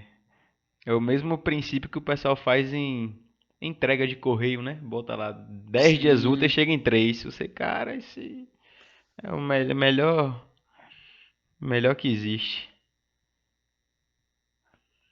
Alguém tem alguma dúvida? Joaci? Tá tranquilo? Luciano? Tranquilo, professor. O uso do programa é que vai fazer com que a gente tenha mais intimidade com ele e aprenda Sim, mais. Com sim, sim, certeza. é isso mesmo. Exatamente. É E como é. igual os outros programas, tipo o AutoCAD, por exemplo. O CAD, Quanto mais você vai trabalhando, você vai aprendendo, vai pegando atalhos e Aham. vai, sabe, entendendo mais como é que ele funciona. Exatamente. Agora, a vantagem é que esse daqui ele é tão intuitivo que, por exemplo, o CAD, ele é um programa que o CAD é fantástico. Só que ele tem tanta ferramenta que se você demora um tempo a aprender, até porque tem muito macete do CAD que não é algo óbvio. Vou Aham. dar um exemplo. Tem uma coisa do CAD que é, por exemplo, você tem uma área que é uma área que não é um polígono fechado. É uma área que tem algumas curvas. Você quer calcular a área dentro disso. Normalmente o pessoal, para calcular com comando área, é um saco, porque realmente dá muito trabalho. Porque você tem que ir lá pegando por ponto, por ponto, por ponto, por ponto. Então o macete que a gente utiliza é o quê? Fecha toda a linha que está por fora, transforma todo numa polyline e dentro joga uma rachura. Quando você joga uma rachura, na propriedade da rachura ele dá a área completa. Uhum. Então você consegue Tem saber a área outra muito maneira, mais prática. tem outra maneira também, professor, é obter poligonal. Você clicando, A poligonal é a polyline. ao invés de você usar a rachura, basta você clicar em obter poligonal, pega a ferramenta de área, clica em obter, digita a tecla O, Enter, que é para obter poligonal, e você clica nas poligonais, nas linhas. Clica nas linhas, ele te dá a área, inclusive te dá o perímetro. Isso de perímetro também é realmente muito útil dessa mesma forma também. Você gera uma polilinha, né, que é um polígono, e consegue calcular. Então tem muitos macetes do CAD que são muito interessantes mesmo. Tipo, quando a gente mexia, por exemplo, porque antigamente, quando não tinha SketchUp direito, quando eu aprendi a mexer no CAD, a gente utilizava o 3D do CAD, que é tenso. E nossa, velho, você tinha que criar como se fossem umas peças com literalmente uma altura infinitesimal. Você botava tipo 0,01 centímetro lá, porque era só para considerar como se fosse uma malhazinha, entendeu? Só para fim de cálculo mesmo também. Não, professor, no CAD aqui, eu tenho. Por isso que eu trabalho com 2007 ainda. Porque no CAD eu instalei o Arc 3D. Né? Daí eu faço os projetos tudo em 3D. Aí é bom. Agora, se você puder mexer depois no Revit, ou o Revit ou o ArchiCAD, mas eu acho melhor o Revit, porque como você já mexe com AutoCAD, o Revit ele é um programa fantástico, velho, porque tipo assim, Eu na preciso verdade mexer seu nele. curso é qual mesmo? Seu curso é qual, Paulo? Eu tenho engenharia civil, mas eu trabalho com Pronto. projetos arquitetônicos já, em parceria com engenheiro, já há 24 anos. Caramba, não, é isso que eu ia falar, porque tipo assim, para civil o Revit é porque o CAD, ele não foi criado para engenharia civil. O CAD ele foi criado literalmente, a sigla CAD significa desenho assistido por computação. Ele foi criado para ser utilizado em todas as engenharias. Ele foi uma ferramenta de assistência de desenho. E então ele é mais utilizado para mecânica, para tudo. A civil também utiliza. Mas para civil, a própria mesmo que foi criada foram as ferramentas BIM. Porque você consegue, velho, no Revit, tipo assim, tem programas que você junta, a gente utiliza mesmo na nossa empresa, é o Orça Fácil. Ele integra com o Revit e automaticamente tudo que você faz no Revit, ele já lança como quantitativo para orçamento. Então dá um orçamento super detalhado, velho. É um negócio fantástico. Tipo assim, não tem erro. O CAD também ele dá uma planilha orçamentária. Só que aí que tá a questão. A questão do Revit é porque você cria as famílias, você consegue criar, por exemplo, você levanta no próprio 3D e ele já cria a questão de reboco, emboço, pintura, fachada, ele vai constar a área de todos, você engloba em um só arquivo projeto hidráulico, projeto hidrossanitário, e não só na forma de planta, mas o 3D de forma completa e sendo bem mais rápido. Bem mais rápido. Mas eu preciso realmente. Já não tem problema de no Revit de mesmo. compatibilidade de projetos. Não, inclusive a renderização, por exemplo, que a gente faz no CAD, fica de uma maneira mais mecânica. E no Revit fica uma coisa bem parecida com o real mesmo, bem realística. Com certeza. Fica muito E legal. tipo assim, aí muita gente fala a diferença do SketchUp pro Revit, porque o SketchUp ele é mais para a parte visual. O Revit ele não só engloba a parte visual, mas dentro do Revit você pode botar um programa de cálculo estrutural. A Autodesk ela tem um programa que é chamado Robot Structural Analysis. Ele é um programa de análise estrutural, similar ao EBERIC, ao CPCAD, ao TQS. Então você engloba dentro do próprio Revit, ele já faz o cálculo inteiro da estrutura. Então é um negócio assim fenomenal. Você consegue dentro de um só programa fazer tudo o que você precisa da construção, literalmente tudo. Não tem uma parte que você precise fazer, se você literalmente dominar completo, fora do Revit. Como o André falou, Vou estudar o Revit. compatibilização é um negócio triste, velho. A gente já pegou tanta obra que a gente já viu o pessoal fazendo furo em viga, furo em laje, porque estruturalista é um cara, o cara que faz o projeto hidráulico e elétrico é outro. Então vira uma bagunça. Justamente. Aí você vê o cara perfurando uma viga, você bota a mão na cabeça e manda. E não sei o que é que você faz. Rapaz, tem cada caso que a gente vê em obra, velho. Tipo, teve uma obra que a gente foi mexer, que foi uma casa que deve ter construído tem uns 200 anos. E não é mentira, não. As madeiras tava, tipo assim... A madeira era cortada a facão, pô, a machado. Não era madeira que era cortada em serralheria, não. A gente, quando tirou o madeira do telhado... Velho, a gente começou a mexer e teve uma hora lá que a gente achou que ia morrer, bicho. Porque não é por nada, não. Era cada coisa, velho, que a gente via, assim, que a estrutura só não tinha caído ainda por milagre de Deus, velho. A gente olhava assim... Nossa, velho, tipo... Os caras metiam debaixo do radier mesmo, os caras deixou o cano de esgoto caindo sem ter força nem nada, entendeu? Tava minando a estrutura inteira, velho. Meu Deus. Na hora que a gente cavou, assim, que a gente tirou, a gente teve que usar acho que uns 2 metros de concreto ali de baixo, véio, só pra segurar. Caramba, velho. As manilhas não era cano, não, pô. Era manilha de barro, não era de concreto, era manilha de barro.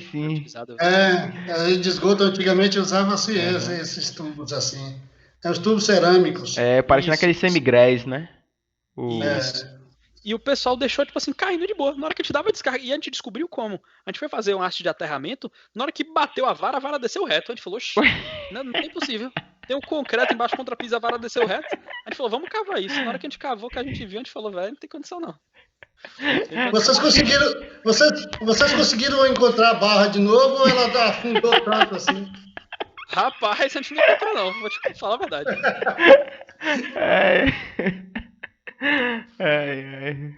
Não, é cada pérola, velho. Cada pérola. E tipo assim, que a gente olha assim e fala. Nossa, velho. Não, umas vergas, pô. Que, tipo assim, os caras. Amarração de ferro pra quê, pô? Tipo assim, uma barrinha desse lado, uma barrinha desse lado e pronto, acabou. Aí você vê as trincas lá de fora, de cima a baixo e você. Nossa, velho. Então, quando você pega. Isso foi aonde, Pedro? Foi aqui em Vitória da Conquista, velho. Foi uma casa que a gente foi reformar pra virar um cartório, velho.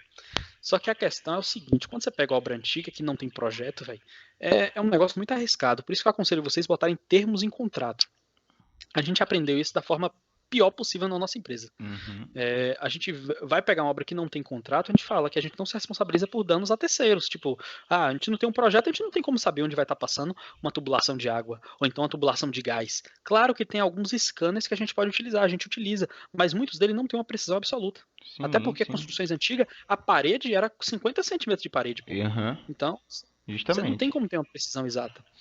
Aí teve um caso mesmo que a gente estava num apartamento, um apartamento de alto padrão até. A mulher falou que não tinha problema. A gente estava lá mexendo no chão. Rapaz, a gente acertou, bicho, e com a maquita, velho. Ó o perigo. A gente acertou uma tubulação de gás, velho, que tava com gás passando. Meu Deus do céu. Era risco realmente de ter explodido e matar todo mundo ali. Aí a gente olhou assim, a gente falou, rapaz. Aí a gente teve que chamar o pessoal para refazer o serviço e tudo. E como era um revestimento todo de nanoglass, que é um granito artificial bem caro, trincou todo por causa da temperatura, porque ele teve que soldar com maçarico. Então a proprietária perdeu um dinheiro absurdo. E ela sabia que não era culpa nossa. E nesse caso aí, você já tinha colocado no termo que vocês não se responsabilizavam? Sim. Já tinham aprendido, né? Já tinham aprendido. Já tinha aprendido. A gente aprendeu em outra pequena que a gente teve que pagar uma outra coisinha lá, tipo de uma cerâmica e tal. Mas tem caso desse, velho. É que nem hidráulica mesmo, é uma merda. Tipo, a gente tá lá de boa, vai bater fazer um furo na parede para trocar o revestimento. Teve um caso que vazou, teve um prédio que a gente mexeu, que é bizarro. Esse prédio bem antigo, e o prédio, ele não tem registro por apartamento. O registro é só lá em cima na caixa d'água, pô. Um prédio de 14 andares. Ué, então fechou um registro, fechou todo mundo.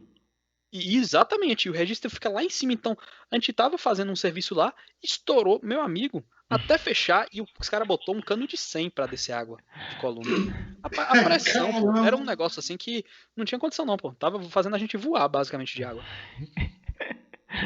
Ela perdeu alguns móveis, ela perdeu um sofá e um tapete, deu acho que R$6.000 total, tudo que ela perdeu. Situação, viu? Essa foi tremenda. De 14 andares com um único registro é algo Isso escandaloso. não existe, gente. Pelo amor de Deus. Não, e é uma coisa assim que o registro, pô, eles que botaram um cano de 100, a pressão era tão alta que o registro você dava, tipo assim, não é mentira não. Se abriu um grau do registro, a água já descia rasgando, velho. Teve uma hora que a gente abriu mais e estourou a torneira, pô, do apartamento. Por causa da pressão. Então é um negócio assim que literalmente é complicado você mexer. Reforma dá muito dinheiro, mas é complicado você mexer. E uma coisa que você não fez, Numa altura dessa, uma coluna d'água com tubo de 100 é de lenhar mesmo. Com certeza. Imagina. O senhor estava em qual andar aí, professor? Esse daqui a gente estava no 5º andar. Imagina no térreo. Justamente. Deus me livre, né? E é por isso que a gente estava falando, que tem que ter justamente esse conhecimento desses softwares, justamente para poder fazer... Só um segundo. Vânia, boa noite. Olá, boa noite, professor. Boa noite, tudo bom? Tudo bem, Vânia? Vânia Tô entrando para dar... Aqui é o professor Pedro, ele está nos auxiliando também no mini curso, ele é professor lá de Vitória da Conquista, Pedro Galvão. Tá okay? Bacana. A gente tá tendo um bate-papo aí com o pessoal. Tô vendo, eu entrei na verdade para dar boa noite para todos. Era para eu ter entrado antes, mas eu estava numa outra reunião, peço desculpas. Paulo, você tá em todas, Paulo? Ô, professor, na verdade só em 2 ainda, por enquanto, mas eu quero participar de outras também. Já encontrei em 2. Foi. Então, tá. Muito obrigada, professor, pela disponibilidade.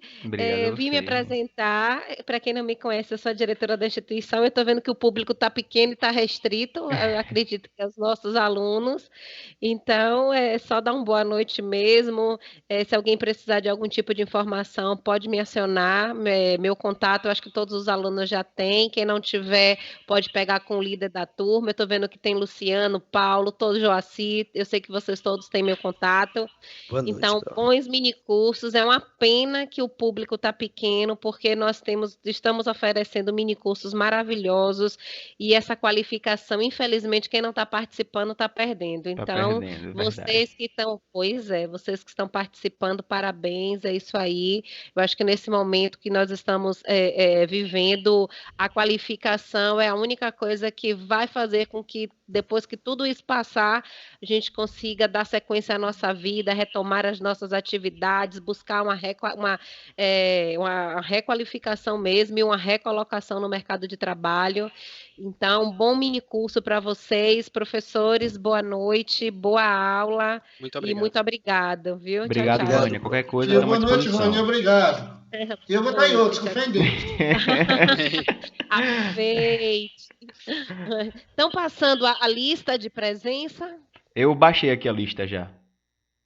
Pronto, para depois a gente emitir certificados. Correto. Tchau, gente, aproveitem. Tchau, Vânia, obrigado. Tchau. Boa noite. Tchau, professor Pedro. Tchau, André. Tchau, boa noite. prazer. Prazer. Sim, outra o que a gente coisa tava também, falando. pessoal. Sim, pode falar. Eu não tô lembrando o que a gente tava falando. Eu acho que eu falei só justamente da gente trabalhar com esses programas que a gente tá falando do Revit, né? Que a gente consegue fazer essa compatibilidade e evitar esses tipos de problemas em caso de reforma, enfim. Então... Outra coisa, pessoal, é porque é um direito. Se vocês forem comprar um imóvel ou alugar, vocês têm direito de exigir o projeto.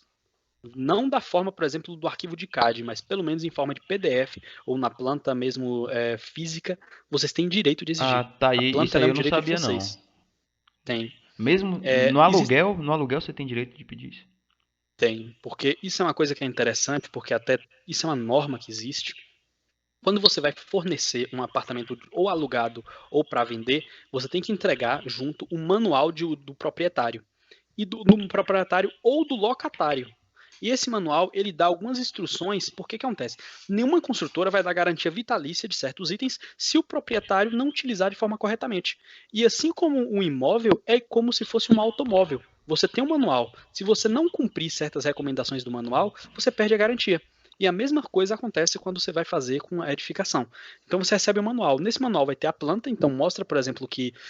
Vou dar um exemplo: você foi furar, furou um cano errado. A construtora não é obrigada a pagar pelo erro que você causou, porque você sabia que ele teria um projeto hidráulico, ou deveria saber, já que está no manual contando com as plantas. E além disso, ele vem mostrando algumas técnicas de manutenção predial. Você tem que sempre a cada tempo analisar certas coisas e fala a garantia de cada item. Por exemplo, instalação hidráulica, garantia de 5 anos, estrutura, garantia de 50 anos, a depender. Então, cada garantia vai alterando de acordo com o item. Muita gente tem falando assim, você é responsável por uma obra, você é responsável por 30 anos. Depende do item. Tem item que é só 2 anos, tem item que é no ato de entrega. Se a proprietária, por exemplo, por isso que quando vocês forem alugar ou comprar algo, verifiquem tudo minuciosamente. Tem coisas que ele é considerado no ato de vistoria, por exemplo, queda do banheiro. Por isso que o pessoal leva gude, leva balde d'água, porque se você não levar e você não vê ali, a construtora ela pode alegar que ali você não viu. O que você tem garantia externa é o que é chamado de vício oculto, que não dá para você ver na vistoria. É o vício redibitório que o pessoal fala. Redibitório. Exatamente. Ô, professor, Oi. mas isso ocorre também em construções particulares, porque aí eu estou percebendo que normalmente obras feitas através de construtoras.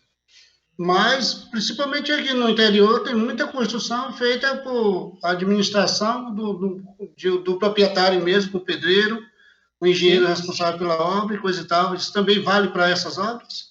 Vale porque isso, na verdade, não é uma medida para você se lascar, mas é para te proteger. Quando você faz isso, você se protege.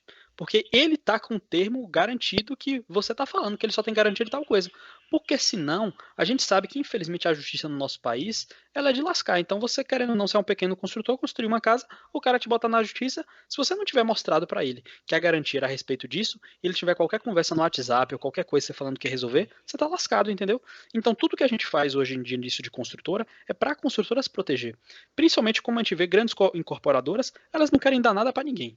As construtoras, a gente sabe que elas verdadeiramente elas só querem ganhar o dela. Então tudo que elas fazem é para se isentar de problema. Então eu aconselho vocês a fazerem isso também. E sobre exigir, sim, vocês têm direito de exigir. No que eu falei foi de obras pequenas que geralmente é o pedreiro, o servente que faz, a gente contrata ali na esquina e coisa e tal. Serve para isso também? Porque aí o pedreiro que teria que dar essa garantia para a gente, não é? Sim. O pedreiro, no caso, ou quem está executando a obra, seja a pessoa que está lá. Então, seria o engenheiro responsável. Nesse caso, seria o engenheiro responsável. Exatamente. Ele tem que realmente, porque ele é responsável por isso. Então, se ele. É por isso que é bem complicado, eu digo de verdade, eu não concordo com, eu pessoalmente, com engenheiros que assinam sem acompanhar a obra. Até porque o CREA mudou. Hoje você não assina mais um RT só de projeto. Hoje a RT ela é de projeto e execução. Então tem muita gente que assina RT de projeto e execução, só que nunca pula na obra. Isso para mim é você estar arriscando seus 5 anos de graduação por uma bestagem, entendeu? Botando o pescoço na forca. Com certeza. No caso, um engenheiro que é meu parceiro, professor, esse daí é meu parceiro já há 17 anos, trabalhamos juntos. Sim, sim. A gente desenvolve os projetos e coisa e tal, eu jogo pro CAD, e daí é assim, a maioria das vezes que vai na obra sou eu, não é como engenheiro, não me apresento como engenheiro. Eu vou analisar tudo direitinho na obra, tirar qualquer dúvida assim a respeito de projeto com o pessoal. Por exemplo, no projeto estrutural, eu sei ler o projeto estrutural que Marquinhos faz, então o pedreiro muitas vezes não sabe ler. Aí eu vou explicar para ele como é a leitura daquele projeto. Aí, quando tem alguma dúvida que eu não possa tirar, aí eu me deporto ao meu parceiro e chamo ele até lá, às vezes eu fotografo, converso com ele e ele me dá as informações corretas e a gente resolve o problema. Eu trabalho muito assim com ele. Isso daí é a forma correta, porque, tipo assim, o engenheiro também ele não pode ficar 100% na obra, só se ele for contratado de uma grande construtora. Mas porque nenhuma obra que a gente faz pequena, nenhuma casa, ela consegue pagar literalmente o salário inteiro. Então você não tem como ficar exatamente em uma obra o tempo inteiro de tempo integral, até porque você tem que fazer orçamento, cálculos, pedir material. Só que justamente isso que você faz é correto. Normalmente a gente faz isso até com estagiários também. Só que você é uma pessoa como tem ainda mais conhecimento, bom demais. Dessa forma mesmo, até porque a gente tem hoje, tem até uns programinhas que eu até te acho interessante depois, se você quiser ver, que você consegue fazer um relatório fotográfico diariamente de obra. Ele é um programa bem prático, é um app de celular, um app, né? Que você consegue jogar e literalmente tirar foto de todo o ambiente, mostrar o que está, consegue mandar quais são os funcionários e o de que estão, porque o interessante de um engenheiro, toda vez quando normalmente você é estagiário de uma grande empresa, elas mandam todo dia você fazer um negócio chamado apropriação. É você ir de canto em canto, anotar o nome do funcionário e o que ele está fazendo. Normalmente até em turno eles fazem isso. Assim, anotar fulano está aqui rebocando tal coisa. Qual é o cargo dele? Pedreiro. Então ele é, no caso, um profissional. Fulano aqui é servente e está ajudando a fazer a massa, em tal lugar, em tal hora. E você manda isso porque o engenheiro ou a pessoa, como você tem conhecimento, alguém te mandar isso, você consegue distribuir onde você precisa de mais gente. Porque a obra, ela tem um cronograma. E ela tem um cronograma, vocês vão ver isso, eu acho, posteriormente, quando vocês verem de PMBOK, de usar até o MS Project para fazer todo o cronograma de obra e as atividades e caminhos críticos. Então você vai ver que tem algumas atividades que elas são mais urgentes do que as outras, porque umas dependem da outra. Por exemplo, uma fundação. Professor, nós vimos isso em gerenciamento de obra. Ah, pronto, vocês já viram então, né? Perfeito. Então é Vimos. basicamente isso. Então, quando você Nossa, consegue fazer isso, é muito interessante. Então, quando no seu caso, por exemplo, é diferente porque você conhece, já trabalha ele e você sabe disso, mas tem obras que literalmente o engenheiro nunca vai e só fica literalmente só os pedreiros tomando conta da obra. Só os pedreiros e acabou. E aí a galera começa a maroar, enrolar, a obra começa a atrasar e no final das contas gera um prejuízo e uma insatisfação para o cliente. Além do risco de o pedreiro fazer algo errado, porque pedreiro, ele vai fazer algo errado, ele não vai falar para você. Até quando a gente tá em cima, os caras não falam. Os caras deixam o problema estourar depois, mas não falam. Nós estamos com uma obra aqui mesmo, aqui no loteamento Primavera, não, aqui no fundo do posto na Avenida Sousa Borges. A obra aqui, a proprietária dessa obra mora na Áustria, mora em Áustria. Sim. E daí, sempre eu mando um relatório fotográfico para ela, digo como é que tá. Esses dias mesmo foi batida a laje, aí precisamos de 20 pessoas no total para montar essa laje. E daí ela, depois, no caso, enquanto estava batendo a laje, ligou para mim, Paulo, e precisa de tudo isso? Daí eu fui explicar a dinâmica, o que era. E tinha duas pessoas, porque não contratamos a betoneira, né, o concreto usinado. Daí eu fui explicar para ele, não, precisa dessa dinâmica porque ficam, por exemplo, duas pessoas, uma fica na areia, a outra fica na brita, enchendo e coisa e tal, para carregar, para abastecer a betoneira. Já tem um que fica na betoneira, que é quem opera a betoneira. Tem que ter dois assim para carregar o concreto, para encher as latas e coisa e tal, outros para carregarem. E daí eu coloquei uns andaimes em forma de escada. Dois ficavam mais baixos, dois no meio e dois no final. Aí um passava o balde para o outro para não ficarem transportando em longas distâncias. Daí eu expliquei a dinâmica para ela e ela entendeu. Daí ela entendeu o porquê daquilo. Não, isso você falou agora de caminhão de concreto, isso é uma coisa curiosa. Teve uma empresa que a gente pegou o caminhão aqui, é uma empresa que tem em Itabuna também, tem vários locais, mas a gente tem que ter muito atento por concreto. Normalmente, por que a gente pega concreto industrializado? Concreto usinado.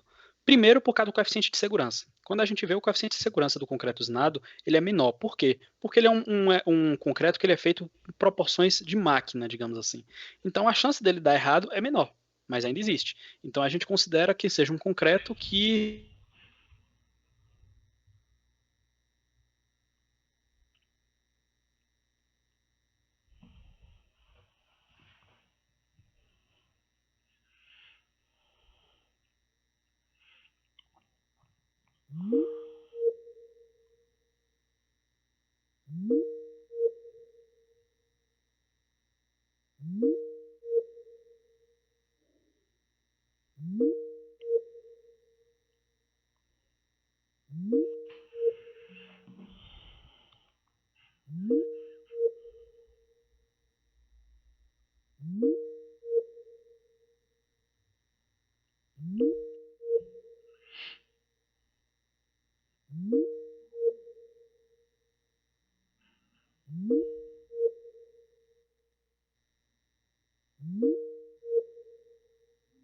sendo iluminado.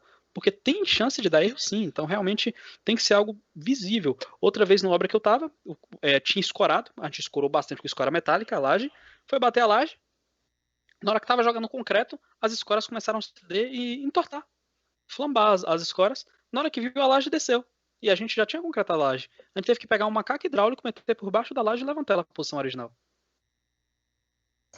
Caramba, é complicado.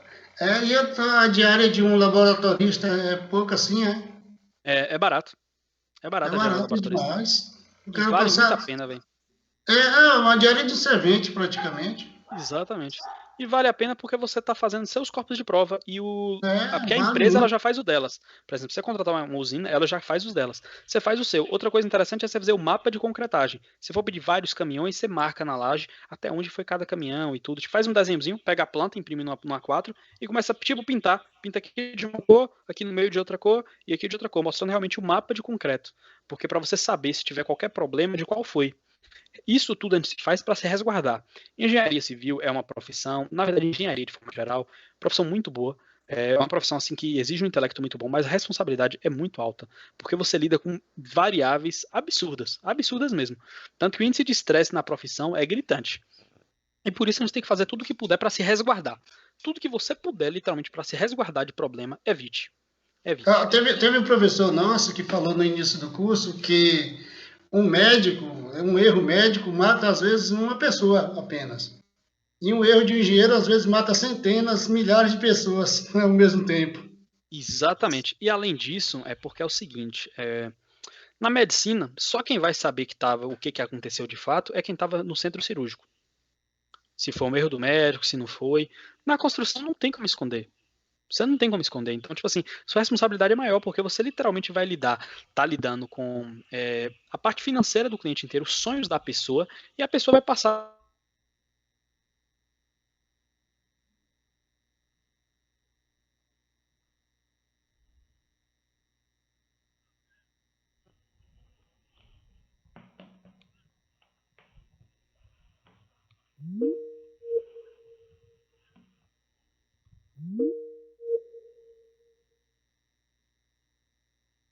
Pessoal, deu para entender sobre o programa? Deu para entender o que foi mostrado de forma tranquila? Com certeza, Pedrão, com certeza. Deu, tranquilo. Vocês têm alguma dúvida aí? Vamos praticar para poder fixar. Agora tem que praticar, né? Justamente. Foi basicamente o que a gente viu no semestre aí com o senhor, né, professor? Isso. Exatamente. E os programas. Eu consegui mostrar um pouquinho, só foi bem uma introdução mesmo, foi o que eu também tinha trabalhado na graduação, né? Só que o professor Pedro aí já tem talvez como é que eu posso falar? Experiência. Correto, tem uma experiência maior, né? Tem um pouco mais próximo, né, desse programa aí. Tem um pouco mais de bagagem nesse programa. Pouca coisa também, porque eu usei ele mais na graduação mesmo, mas a gente vai arranhando aí, aprendendo na lata. Mas como o professor Pedro falou. Não tô menosprezando o senhor, não. Isso não aí, o senhor, não, viu, professor? André? Não, jamais. O problema é o seguinte, como o professor Pedro falou, é um programa para você baixar e você ficar mexendo nele sem pretensão nenhuma. Vai pegando exercício, vai fazendo, vai brincando com os valores mesmo, vai modificando área, modificando tensões, modificando forças, né? Aplicações de tudo. E aí você vai... É como se fosse uma modelagem, você vai perceber como é que ele vai se comportar, como aquele material vai responder aquele esforço imposto a ele, né? Professor, o senhor falou na outra vez como é que a gente baixava ele. Pode me falar novamente, porque eu acabei não baixando. Tá, eu vou botar o link. Me dá um oi lá no WhatsApp, por favor, que eu mando o link para você. E nessa aula aqui, no início, eu tenho mostrando como é que você baixa, como é que você faz tudo. O código para... Ótimo. Viu? Nessa aula tem? Então, tem. Tá okay. No início do minicurso, eu fui falando um pouco sobre ele e falando como é que a gente baixava. Sim. Foi que eu estava trocando um degrau de uma escada aqui, que molhou a escada de madeira provisória aqui e tava muito perigosa. Daí eu estava trocando o degrau, aí atrapalhou um pouquinho. Não tem problema Atrasou. não, Paulo, não tem problema não. Ele é um programa também bem tranquilo, bem leve, pessoal. Então, espero que eu tenha conseguido ajudar um pouco vocês. Eu falei com o André, vou ter que sair daqui a uns 5 minutos mais ou menos. Mas eu espero que tenha ajudado vocês de verdade. E que realmente qualquer dúvida vocês também podem me procurar. André tem meu contato. Eu vou autorizo passar ele, o se seu eles quiserem contato passar para vocês. eles também, correto? Obrigado, professor. Muito bom, muito boa. Os momentos foram poucos, mas bastante proveitosos. Eu que agradeço a oportunidade. Então, realmente, que o Senhor abençoe vocês, que vocês possam realmente deslanchar aí na profissão de vocês. Amém. Agradeço, Ok, professor professor. Obrigadão, professor. Obrigado aí por aceitar o convite mais um aí, conhecimento pra disponibilidade do gente aí, seu tempo, de vir aqui, passar um pouco do conhecimento, porque o conhecimento é isso, né? É a gente conseguir passar para o maior número de pessoas possíveis e a gente expandir tudo isso que a gente sabe. Não adianta a gente ter conhecimento pra gente, né? Com Vamos certeza. expandir, como eu falei, e vamos passar adiante Isso todas aí, as informações. exato. Quanto mais você vê uma aula dessa aí, um programa, você vai se habituando a ele. Com E certeza. vai melhorando os conhecimentos. É isso. Obrigado, professor Pedro. Obrigado mais uma vez ao professor André. Como sempre, até mesmo nas aulas que o senhor não está ministrando, mas trouxe alguém para ministrar. De peso, as né? aulas são perfeitas, tá? Trouxe alguém de muito peso. Só trago gente assim Suas de aulas são peso. perfeitas, André. Suas aulas são perfeitas. E até seus parceiros também são perfeitos. Obrigadão. Pessoal, Aos muito novos obrigado colegas, mesmo. um abraço aí. Viu? Um Abraço, gente. valeu para vocês. Qualquer Valeu. dúvida, estamos à disposição. Tá ok? Sim. E valeu, boa noite. Boa noite, Boa noite, abraço. então. Boa noite, professor André e todos. Boa noite.